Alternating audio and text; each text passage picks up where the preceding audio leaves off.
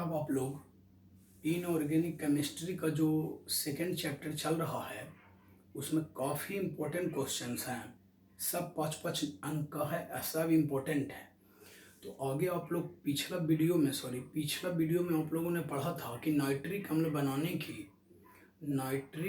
बनाने की ओस्टवाल्ड विधि, और यह जो हम पढ़ रहे हैं वो नाइट्रिक अम्ल बनाने की बर्कलैंड ऑयड विधि।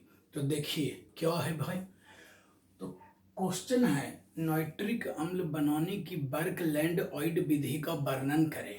अब देखिए यह विधि क्या है से नाइट्रिक अम्ल बनाने की बर्कलैंड ऑयड विधि में निम्नलिखित चरण होते हैं, यानी बर्कलैंड ऑयड विधि से निम्नलिखित स्टेप के द्वारा नाइट्रिक अम्ल का निर्माण होता है। तो देखेंगे फर्स्ट स्टेप क्या है। सर्वप्रथम माने हो गया सबसे पहले, सर्वप्रथम वायु के नाइट्रोजन। तो देखिए वायु के नाइट्रोजन है तो नाइट्रोजन का संकेत हो गया N2 एवं ऑक्सीजन की अभिक्रिया, ये देखिए नाइट्रोजन हो गया, ये देखिए ऑक्सीजन हो गया, दोनों के बीच अभिक्रिया, प्लस मीन्स हो गया अभिक्रिया। विद्युत भट्ठी में कराने पर नाइट्रिक ऑक्साइड गैस बनती है। तो देखिए कुछ नहीं है रिएक्शन, सिर्फ आपको इतने याद रखना है। एक बार फिर से बताते हैं कि सर्वप्रथम वायु के नाइट्रोजन, तो नाइट्रोजन के हो गया N2 और ऑक्सीजन की अभिक्रिया विद्युत भट्ठी में कराने पर यानी N2 प्लस O2।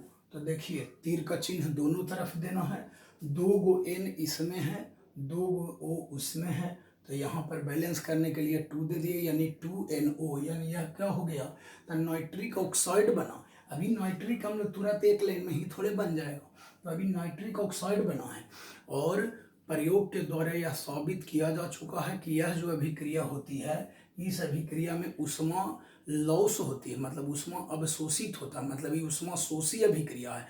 जानते ही हैं कि उष्मा क्षेपी उसको कहते हैं जिसमें उष्मा उत्पन्न हो, और उष्मा शोषी उसको कहते हैं जिसमें उष्मा का अवशोषण होता है। तो देखिए एक बार अब आयतन देख लीजिए, N2 के बगल में कुछ नहीं है तो 1 है, O2 के बगल में भी कुछ नहीं है तो 1 है, यानी एक आयतन इसका और एक आयतन इसका। देखिए नाइट्रिक ऑक्साइड के बगल में ये जो 2 बैलेंस करके दिए यानी 2 आयतन आया, नीचे लिख दिए 2 आयतन। यानी इस अभिक्रिया से पता चलता है कि अभिक्रिया करने के पहले जितना आयतन रहता है, अभिक्रिया करने के बाद भी आयतन एकदम सेम रहता है। आयतन में किसी प्रकार का, वॉल्यूम में किसी प्रकार का कोई परिवर्तन, चेंजिंग नहीं होता है। देखिए कैसे, इधर हो गया अभिक्रिया करने के पहले एक आयतन जोड़ एक आयतन यानी 2 आयतन हो गया, और अभिक्रिया करने के बाद जो है 2 आयतन यानी आयतन में कोई परिवर्तन नहीं हुआ, यानी आयतन सेम रह गया।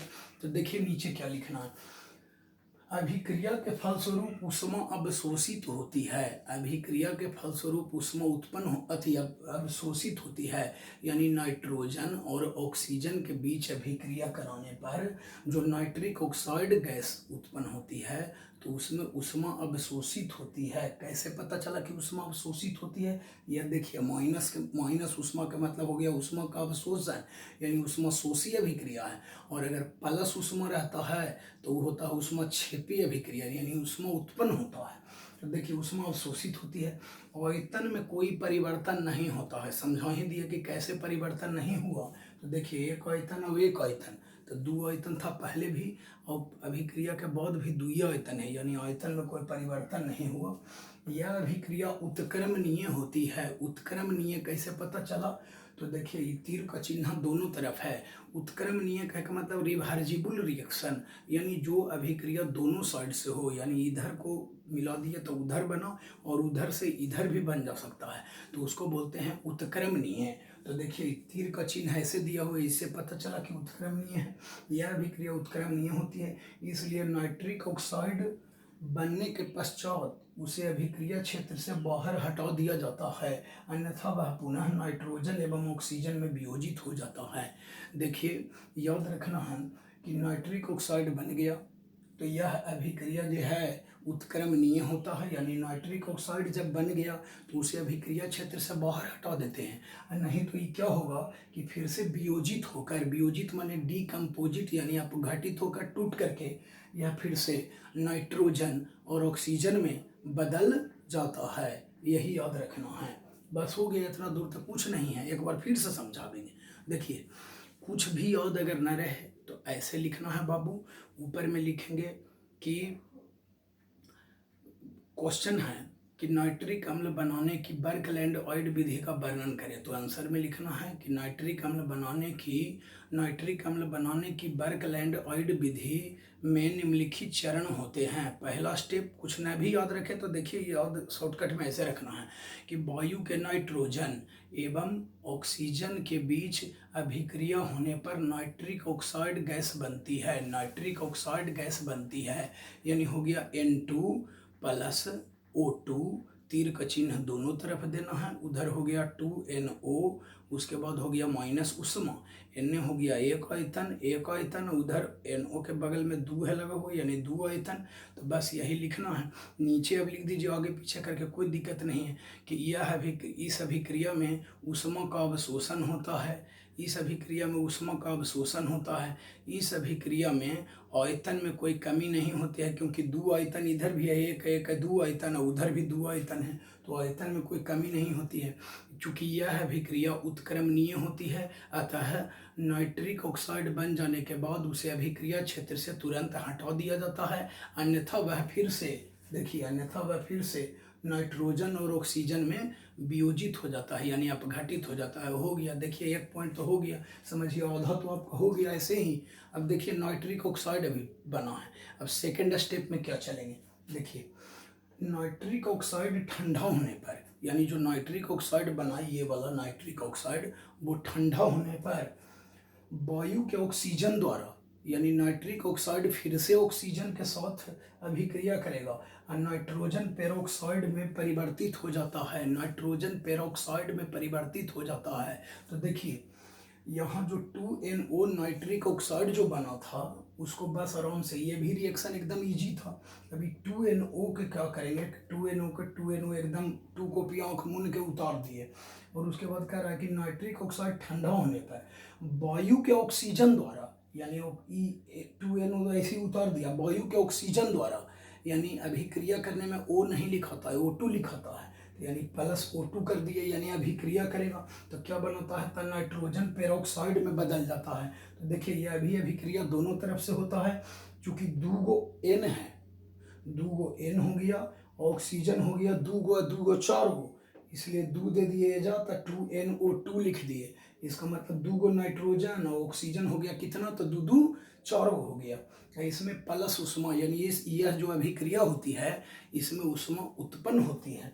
तो देखिए यह हो गया। तो रिएक्शन बाबू एकदम आसान है, ऊपर वाला तो समझा ही दिए, फिर से एक बार देख लीजिए, N2 प्लस O2, तो तीर का चिन्ह दोनों तरफ, उधर याद रखना है 2NO और माइनस उष्मा ऊपर वाला में याद रखना है।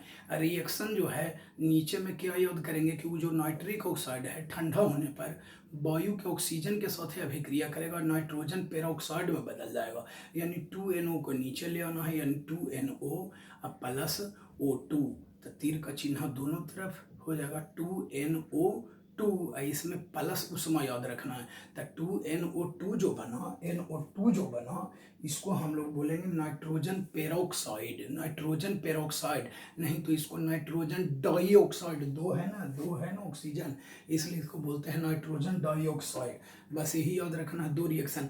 एक्चुअली बात यह है कि केमिस्ट्री में ज़्यादातर स्टूडेंट जो है डर जाते हैं रिएक्शन के लेकर के, अरे बाबू कुछ नहीं है, ऊपर में बस खाली थ्योरी को टच रखिए, नीचे में रिएक्शन कुछ नहीं है।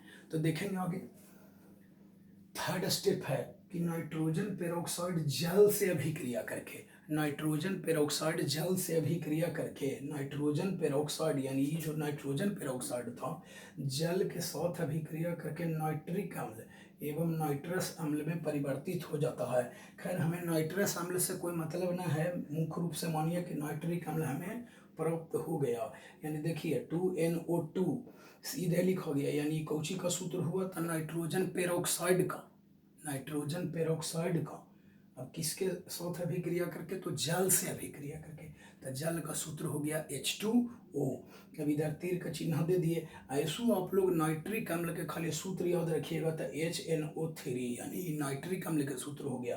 तो ऐसो देखिए HNO3 लिख लेने के बाद जो बच जाएगा उसको तो आप अपने बैलेंस देख करके इधर लिख दे सकते हैं HNO2। यही हो गया आपका जा करके किस कौची का, तो नाइट्रस अम्ल का। ये हो गया नाइट्रस अम्ल का HNO2। मुख्य रूप से हमें नाइट्रिक अम्ल से मतलब है, क्योंकि ऊपर में क्वेश्चन था नाइट्रिक अम्ल बनाने की बर्कलैंड ऑयड विधि, यही तो है। बस शुरू बार में क्या करना है एक बार फिर 1 मिनट में देख लीजिए ताकि एकदम दिमाग में छप जाए कि नाइट्रोजन और ऑक्सीजन के बीच अभिक्रिया कराते हैं तो नाइट्रिक ऑक्साइड गैस बनती है। नाइट्रोजन और ऑक्सीजन के बीच अभिक्रिया कराने पर नाइट्रिक ऑक्साइड गैस बनती है, यानी N2 प्लस O2, तीर का चिन्ह दोनों तरफ देना है, यानी हो गया 2NO, नाइट्रिक ऑक्साइड बन गया माइनस उष्मा तक।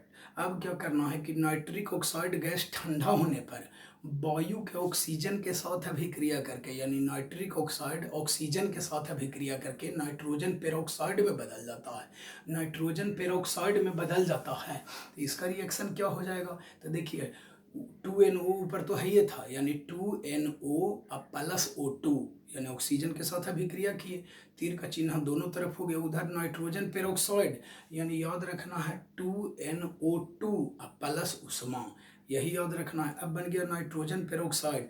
अभी नाइट्रोजन पेरोक्साइड क्या करता है कि जल के साथ अभिक्रिया करेगा, तो सीधा नाइट्रोजन पेरोक्साइड के सूत्र नीचे लिख देंगे, नाइट्रोजन पेरोक्साइड ऊपर क्या आया बाबू, तो 2NO2 नाइट्रोजन पेरोक्साइड हो गया।